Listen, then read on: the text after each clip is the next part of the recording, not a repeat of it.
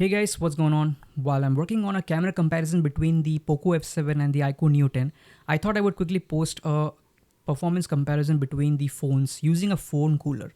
I talked about this in my first video where I compared the performances. I told that I would be posting a video with a phone cooler. So it's quite hot today with the room temperature at 35 degrees centigrade. So it's a perfect situation to test how the phones perform with a cooler. As for the cooler of choice, I'm using the OnePlus 27 watt magnetic cooler. You can find a review of it on my channel. One thing I must say that the Poco F7 is actually much easier to cool down with the cooler. Actually, the metal and glass build makes the whole phone act like a heatsink, so it's easier to accelerate the heat dissipation with the cooler compared to the plastic build of the iQOO Neo 10. Also guys, the video quality is not the best. I know. It's so hot today that my mirrorless camera would stop recording in the middle if I would shoot in 4K. So I had to shoot this video in 1080p, which is just much worse than 4K on my mirrorless camera due to line skipping. But we will check the stats at the end, so don't worry. And obviously my choice of game for this test is Grid Legends, the heaviest game on Android with the highest graphical fidelity. I have further modified the game files to disable dynamic resolution and up the FPS cap to 120 FPS, although for that we need 8 Elite Gen 3 to be honest. Okay, with that said, I will see you at the end with the stats.